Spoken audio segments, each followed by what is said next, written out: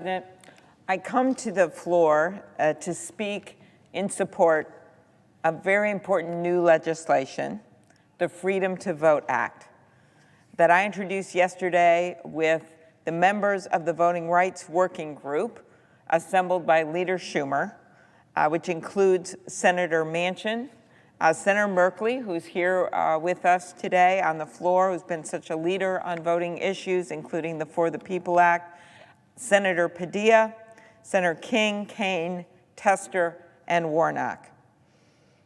The freedom to vote is fundamental to all of our freedoms.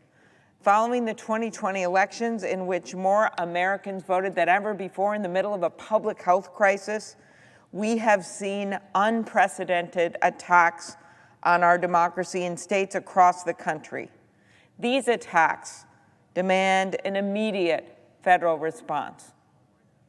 The Freedom to Vote Act will set basic national standards to make sure all Americans can cast their ballots in the way that works best for them, regardless of what zip code they live in.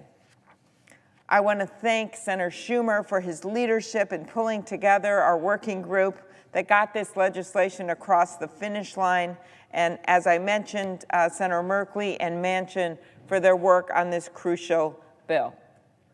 It has been over 8 months since that violent mob of insurrectionists stormed through this very spot and desecrated our Capitol, the temple of our democracy. They opened the desks in this chamber. They got up and sat at that desk where you are sitting now, Mr. President. It was an attack on our republic. And as I said from the inaugural stage just 2 weeks later under that beautiful blue sky at the very place where you could still see the spray paint at the bottom of the columns and the makeshift windows behind us, this is the day our democracy picks itself up, brushes off the dust, and does what America always does, goes forward as a nation under God, indivisible, with liberty and justice for all. We took back our democracy that day, Democrats, Republicans, Independents, all sitting at that platform, seeing a new president and vice president be inaugurated.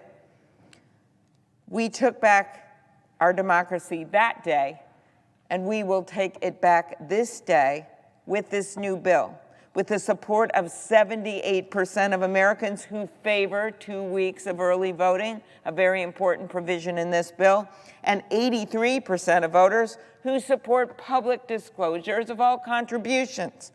We will take it back again from those who are trying to take away people's constitutional right to vote. With over 400 bills introduced in nearly every state to limit the freedom to vote, we can't simply sit back and watch our democracy be threatened again. Whether it is threatened with bear spray and crowbars and axes, or long lines, or the elimination of ballot boxes, or the secret money, it is still under siege. When we are faced with a coordinated effort across the country to limit the freedom to vote, we must stand up and do what is right. Sometimes people say, what is going on? It worked so well during the pandemic, during a public health crisis. More people have voted than ever before. Well, that is because they voted by mail. That has become some states, both blue state and red state, change their laws to make it easier to vote while still protecting the sanctity of the vote. So why is this happening? Well, I think our colleague, Senator Reverend Raphael Warnock, put it best when he said, some people don't want some people to vote. We will not stand for that because that is not how a democracy works. Leader Schumer has said he will bring this new bill to a vote as soon as next week because we know our democracy cannot wait. This bill builds on the framework put forward by Senator Manchin in June and includes many of the key reforms in the For the People Act, guaranteeing all Americans, as I noted, access to at least 15 days of early voting, including weekends. Look at what just happened in Georgia. We just had a field hearing down there with the Rules Committee. In Georgia, all of a sudden they passed a law that said, yeah, you can vote on weekends early on, but when it counts in a runoff period in those last 28 days, you can't vote on weekends anymore. That's only done for one reason, to make it harder for people to vote. That's why this bill is so important. What else does it do? Ensuring all voters can cast a mail-in ballot and make it easier to register to vote.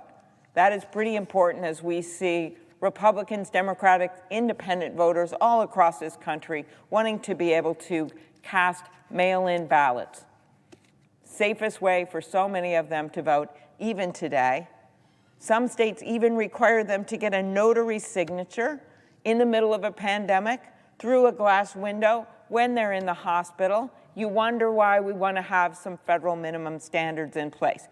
What else? Increased transparency through the Disclose Act. I already noted 80%, over 80% of people in this country want to see that, whether they're Democrats, Republicans, or independents. It would require super PACs and issue advocacy groups to disclose donors who contribute more than $10,000 and stop the use of transfers between organizations to cloak the identity, to hide the identity of the source of those contributions.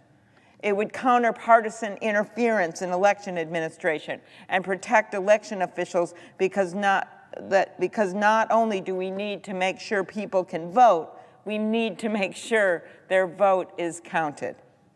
It would prevent voter purges by requiring states to use objective and reliable evidence to remove voters and prohibit the targeting of voters solely because they haven't voted recently, while giving election administrators flexibility to remove voters based on state records.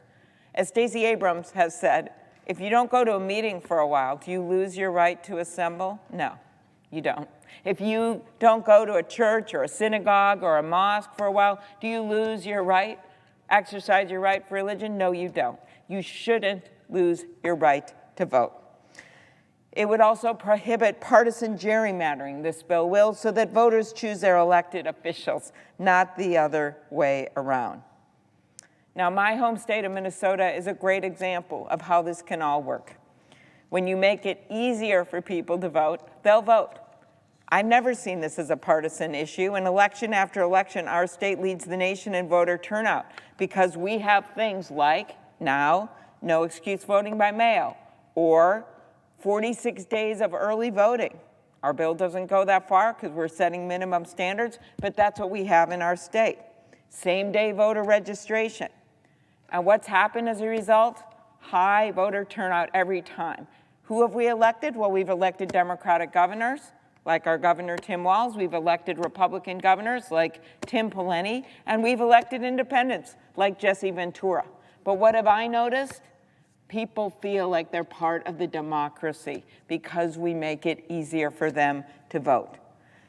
These policies that ensure Minnesotans continue to hold the coveted title of first in voter turnout, very close to the presiding officer's state of Colorado, are overseen by our Secretary of State, Steve Simon, who continues to push for improvements in our elections. The freedom to vote is fundamental to all our freedoms. Protecting it has not always been easy. Throughout our country's 245-year history, we've had to course correct and take action to ensure that our democracy, for the people, by the people, actually lives up to its ideals. Voting is how Americans control their government and hold elected officials accountable. It was the founding principle of our country, and it has stood the test of wars, economic strife, and a global pandemic. But as we have seen in states like Georgia, Florida, Iowa, Montana, and most recently Texas, we are up against a coordinated attack aimed at limiting the freedom to vote. This demands a federal response, and the Constitution could not be clearer. It says right there that Congress can make or alter laws regarding federal elections. Just last week, legislation in Texas was signed into law that makes it harder to vote, and many states are already underway drawing new congressional maps. Without this bill, there will be nothing to limit many states from drawing gerrymandered maps that will distort the voices of Americans, not just for 1 year, but for the next decade. The urgency for a federal response, which is why, as chairwoman of the Senate Rules Committee, I've worked to ensure that voting rights are a priority. It's why one of our first hearings this year was on the For the People Act. Why, and I see Reverend Warnock here, why we took the Rules Committee on the road to Georgia in its first hearing in 20 years. And just last month, Senator Baldwin and I held a roundtable discussion in Wisconsin on what's been happening in that state and what would have been put into law, including only having one ballot drop-off box in the entire city of Milwaukee if the governor hadn't stood in and vetoed it. And we're not done yet, because these discussions with voters are the most pressing testament that the threat to the freedom to vote is very real and affecting people of all walks of life across the country. We can't sit back idly and watch our democracy be threatened. As President Biden said in Philadelphia, the fight to protect the right to the vote is the test of our time. Americans have fought and died to protect this freedom, and 56 years after the Voting Rights Act was passed by this chamber and signed into law, we are still continuing this fight. We have asked our colleagues from the other side of the aisle to join us on this bill. We have made many, many, many changes to this legislation in response to concerns they have raised, in response to concerns Senator Manchin raised, in response to concerns that Secretary of States have made across the country. We have adapted this bill to make it much easier to implement in rural areas, in small towns. We are proud of this legislation. But yet, what do we hear from the other side of the aisle? Well, over the last few months, one of their refrains, which I find so amusing, is they say this will somehow result in chaos. Truly, chaos is a 5-hour wait to vote in the sun in Georgia without food or water. Chaos is purging eligible voters from voter rolls and prohibiting mail-in ballot drop boxes and having only one in the entire Harris County in Texas for 5 million people. Chaos is voters in Wisconsin waiting in line to vote for hours in the rain, wearing homemade face masks and plastic garbage bags. That angry mob on January 6th that came right into this chamber, that was chaos. And you want to stop the chaos? Federal minimum voting standards. Telling extremists they can't spend millions on sham audits. That stops the chaos. Getting dark money out of our politics, that stops the chaos. And making sure that people have a voice by ending partisan gerrymandering, that stops the chaos. So once again, I urge my Republican colleagues to recognize the work being done in many of their own states to restrict the freedom of Americans to exercise their sacred right to vote. Our nation was founded on the ideals of democracy, and as we've seen for ourselves in this very building, we cannot afford to take it for granted. We have so much work to do. Voting rights reform, this bill guaranteeing the freedom to vote, is about the salvation of our very democracy. I urge my colleagues to join us in supporting the Freedom to Vote Act.